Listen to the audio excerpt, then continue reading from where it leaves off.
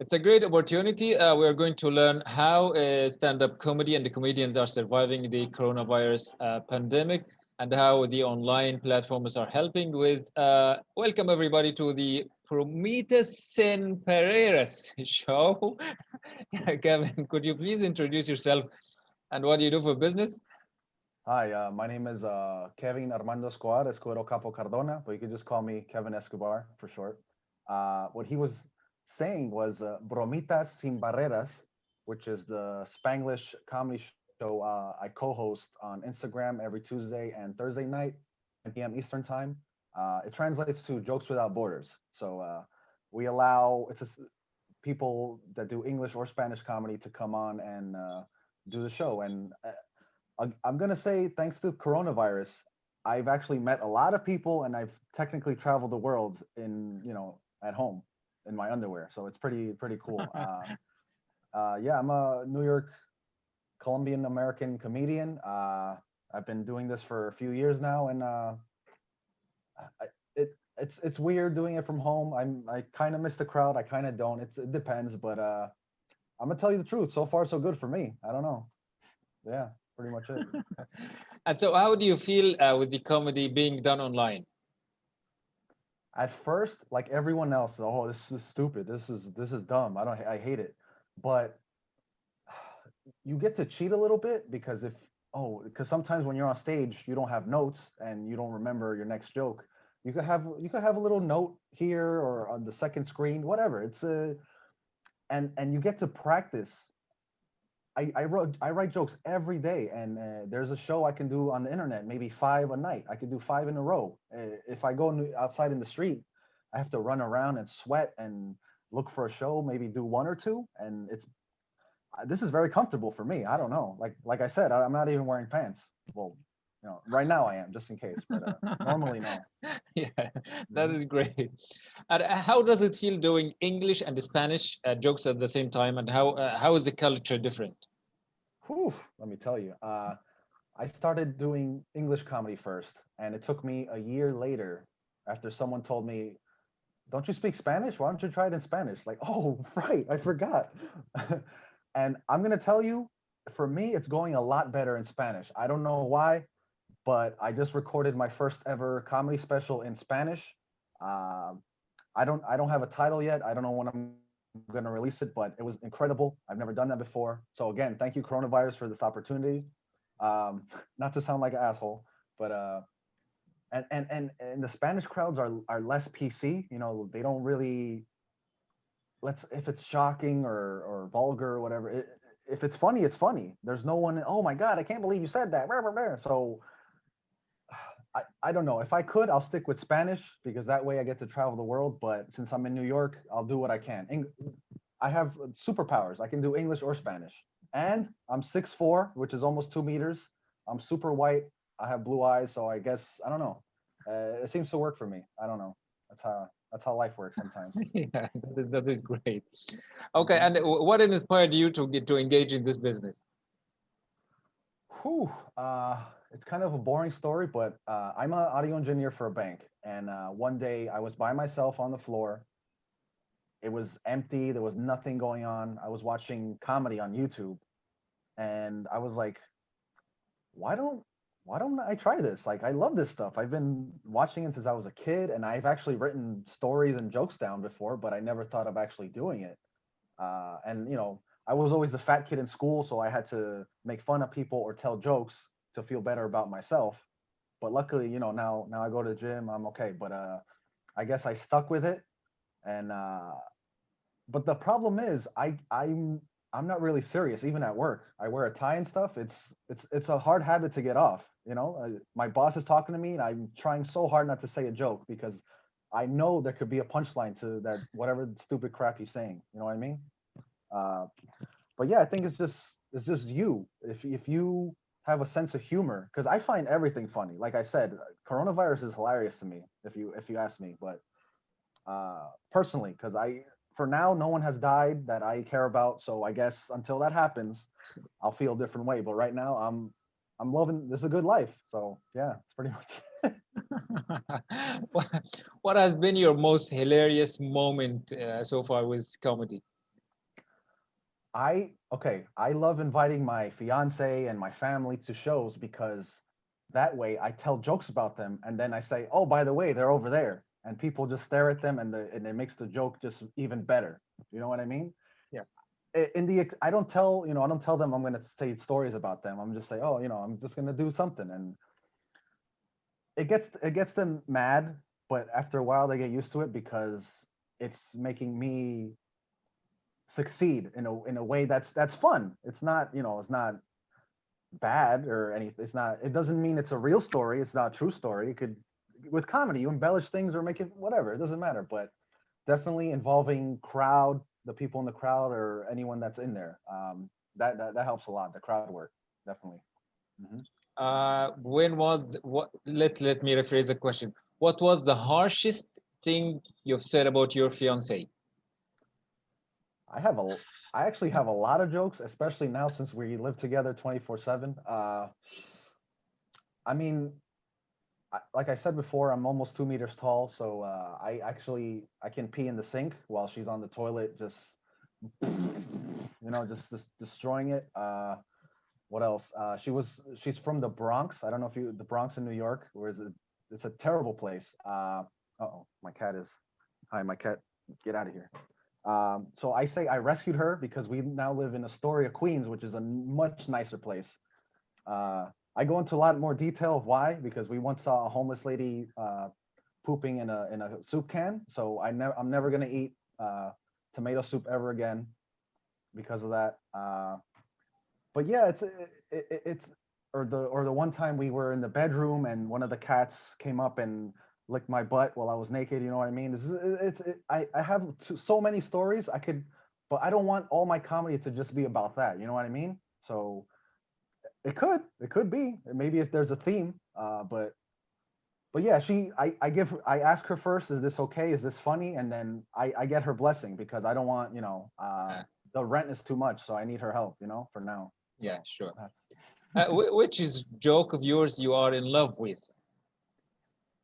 whew, uh can I save it for later because Okay. that's usually how I close the show because it's my best joke. I don't know. People tell me. Okay. Yeah. Okay. Yeah, that's But fine. it has to do with abortion, Okay, fine. if Take that's your point. okay. Yeah, that's the point. And which is a joke do you regret? Uh, I talk about my dad sometimes because he left when I was 7. It's a whole That's the thing. Like this personal stuff you could use and make it into something funny, and some people can relate to it because oh I didn't know my dad either, blah blah blah. But I told my friend said that oh yeah I don't know my dad either. It's like no I didn't say I don't know my dad. I said I don't know where he is. That's different, But yeah, personal stuff could be funny as long as you make it not sad. You have to make the sad stuff funny. My mom raised me as a single parent. Just I I did that stuff once while she was in the crowd and she got mad at me and my sister too. So I was a single child for a while because it's like you're not my brother anymore. But I don't say that family stuff anymore really. But I kind of regret it, but not really because everyone else likes it. So I don't know. Depends on should I go with family or should I go with the rest of the world? I don't know. You tell me. But yeah, I don't really regret anything. I love everything I write.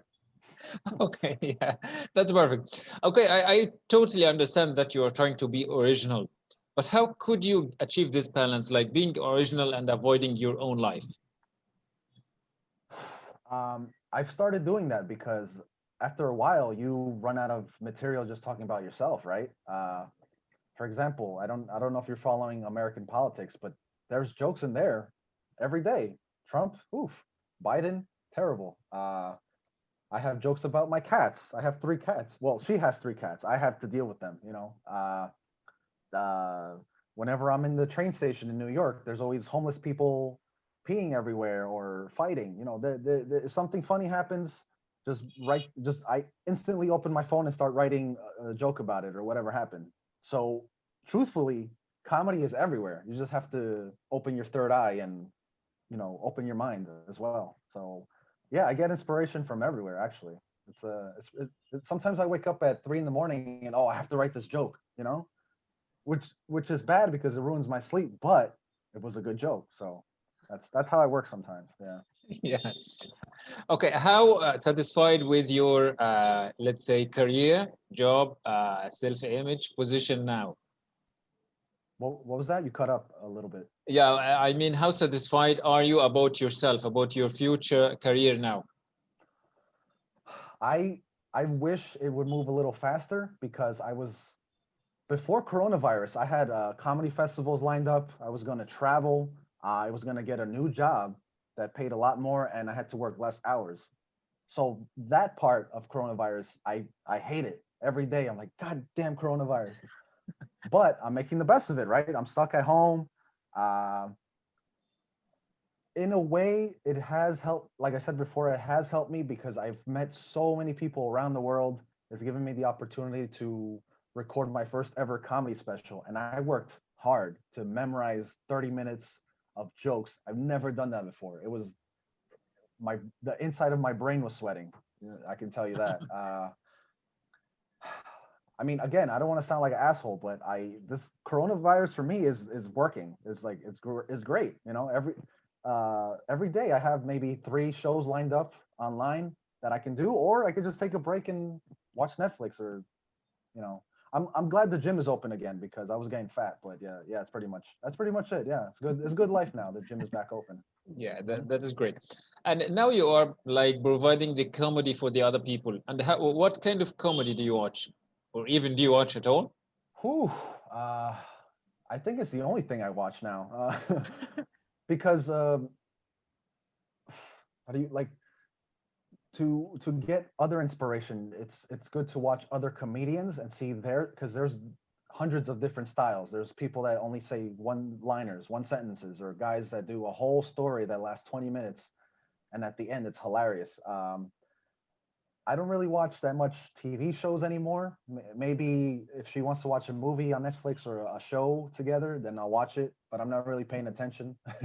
uh, but yeah, if there's because there's a lot of horror movies and there's a lot of funny scenes in horror movies. I don't know if you pay attention to that, but that also. Oh, did you see this movie with how this person died? That was hilarious. So that you could just make fun of a movie, and that could be a perfect 2 minutes for a joke. Um, but yeah, like I said before, comedy is everywhere. You gotta make it funny. That's it. Yeah, and what is your plan to turn this into a big business? Uh, you're Yeah, you have to think of yourself as a business. You're investing in yourself. You have to. I have a book where I write my schedule. Everything is a schedule. When I'm going to the gym, how much time I have during this time to use the bathroom. I swear, yeah. And what time I have this show, that show. When I'm doing your show. Yeah, that's why I'm sorry we had to rearrange every a few times. That's I always try to keep busy because every second I'm just sitting down doing nothing is it's a waste of time. The but I also make sure I get at least 8 hours of sleep. Sleep is number one. You need sleep. I cannot function. Coffee and sleep. Those are the two things I love. Don't tell my fiance, but those are the two things I mostly love. She's number three. She's number three. Okay, Yeah. that's great. Okay, now let's come to a hard part. Okay, I'll ask you to give me a joke about certain topics. Ooh, Ready? all right. Okay, so the first jokes, I want a joke about teachers because I am a teacher. Ooh, you're a teacher? Ooh. Yeah. All right. I'm sorry for all teachers that I've seen videos of teachers doing Zoom teaching, and it looks terrible. These kids could mute themselves, and there's parents walking naked behind them, and they don't even pay attention. They're playing video games. I'm just glad I don't have kids, and I don't know if I'm ever gonna have kids. But Amazon has a great deal on condoms right now, so I will send you the link if you need it. Uh, but yeah, I don't. Kids are terrible, terrible creatures. Okay. Okay, tell me a joke about Joe Biden. You know what? I can tell you one positive thing about Joe Biden. I forgot. Uh, mm. Yeah, that's pretty much it. I don't I don't like either of these guys. They're super old. I Okay, here's one joke. I say we have to choose between a pedophile with dementia or a racist pedophile with dementia. So I think we should just kill ourselves now and save the time. But Yeah, yeah, that's pretty much it. perfect. Okay, Donald Trump. This is the luckiest man in the world. He had coronavirus for 2 days or something, and then he got the vaccine. It's a conspiracy theory. He used the vaccine. It's all a trap. Oh yeah, use this. They're using him as a guinea pig. Oh yeah, yeah. Look, this injection works. Just do it. He's already killed 200,000 people. He's a mass serial killer, if you ask me. Um, then the I truly I Americans are so stupid. He's going to win. I don't I think so. And I any Canadian lady out there, can give me citizenship. I'll please, and I'll bring my fiance some other time. I don't know. I got to think about myself right now and my family. But yeah, it's not looking good. I'm sorry. Okay. Okay, one joke for immigrants.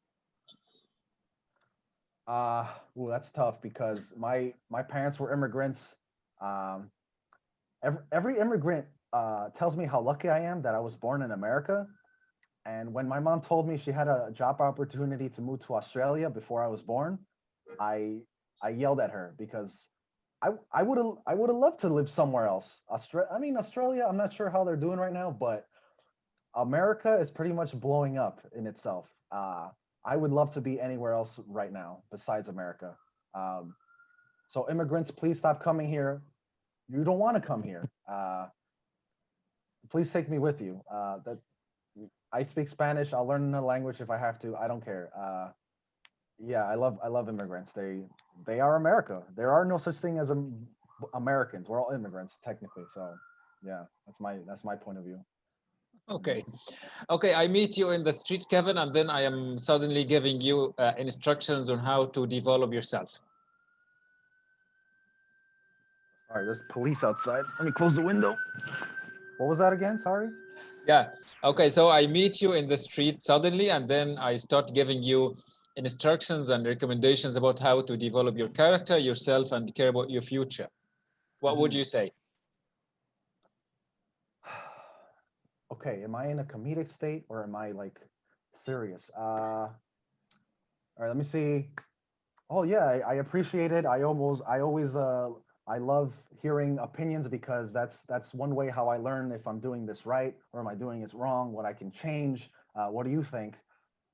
But on the other hand, screw you. I know what I'm doing. I write my own stuff, and so far I'm doing good. So uh, if I get arrested for anything I say, then I'll stop. But right now I feel like I'm doing amazing. So I don't need to listen to you, sir. So I don't know. There's two sides there. So yeah, it depends. Okay, so I ran out of my questions. Now it's your show. Ooh, all right, sir. Thank you. Ah, anyway, hello everyone. Welcome to my small apartment in New York City, where I've been doing comedy in my underwear for months now. Uh, I'm sure all of you don't even know what pants are anymore, right? Um, all I'm missing really, because this place right here, this is where I work from home. I play video games and I watch pornography. YouTube videos. Don't tell my fiance. I got a message. Um, all I'm missing really is like a reclining toilet seat chair thing. So that way I never have to get up again. That is the American dream. That is American dream right there. Um, so I'm gonna get a little personal with you guys. So when I was a little kid, my mom bought me a dog, and she named him after my dad because they both had one thing in common. Let's just say they both wouldn't stop running away from home and drinking out of other people's water bowls, if you know what I mean. Uh, so please do me a favor. If you ever run into any old Colombian man named Pedro Escobar, I give you my blessing to just put him down. All right. And please send me photos. Uh, but my name is Kevin Armando Escobar Escuero Campo Cardona, like I said before, but you can call me Kevin Escobar for short. And I'm sure we all know who Pablo Escobar was. We all saw Narcos. He was a great man. Que Dios lo bendiga. God bless him. Just kidding. He was a terrible, terrible man. Uh, but sadly, I have his last name, but we're not related whatsoever because then I wouldn't be here having fun, with you, sir, and anyone else watching. Yeah, what could have been, right?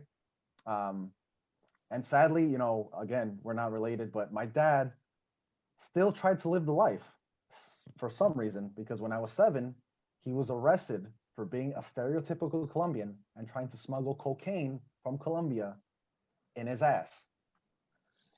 Yeah. I mean, look, I understand. He was just trying to feed his family.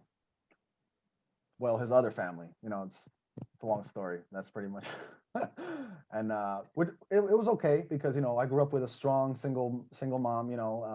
And I also have a younger sister. She raised us well, I believe. But one problem is, okay, one of my favorite stories she told me when I was that when I was a baby, she would take me to the park, and people would always assume that she was just the babysitter because I'm so white and she's like your skin complexion, sir.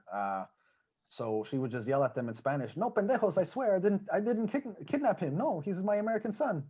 Um, which yeah, she looks like a cup of coffee with some milk in it, and I look like a gallon of milk for some reason. I don't know. I ask her if I'm adopted. I would ask her if I'm adopted, but like I said before, I have a good life, so I don't want to ruin it. You know what I mean? Uh, all right. So also, when I was in college and university, I used to be a Spanish tutor, which is how I taught, gringos some Spanish, because it was way easier making money that way than selling drugs, of course. So I want to teach you some Spanish real quick before I go. Let's talk about the word concha, all right? But first of all, those that speak Spanish know that we all don't understand each other because we don't speak the same Spanish. It all depends where you come from. That's why Spanish is stupid, a little bit.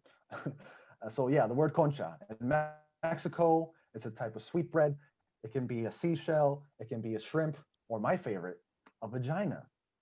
Ugh. So again, depending where you are, you can probably get something to eat. And so one last thing. The main fight we always argue about, mainly for abortion, is when does life actually begin? And according to my Colombian mom, life does not begin until you move out of my fucking house, pendejo. So according to her, I'm only 5 years old. So yeah, thank you. I go by Sarcastic Arepa on all social medias, and I love you and hate you all. Yeah, that's mainly how I start off sometimes. It depends on the show. I always before I go do a show, I ask the club or I always ask the clubs or the owners what kind of jokes to say or not to say. So it's always good to have pages and pages of jokes, and you have to memorize it sometimes or write it in your non-dominant hand. There's little cheat codes. But yeah, it's that's mainly how I started with those type of jokes right there, personal Yeah, stuff. great, great. Yeah, it has been more than hilarious, more than amazing, more than shocking talking to you, Kevin Escobar. I really appreciate that. Thank you, sir. It was a pleasure. Muchas gracias.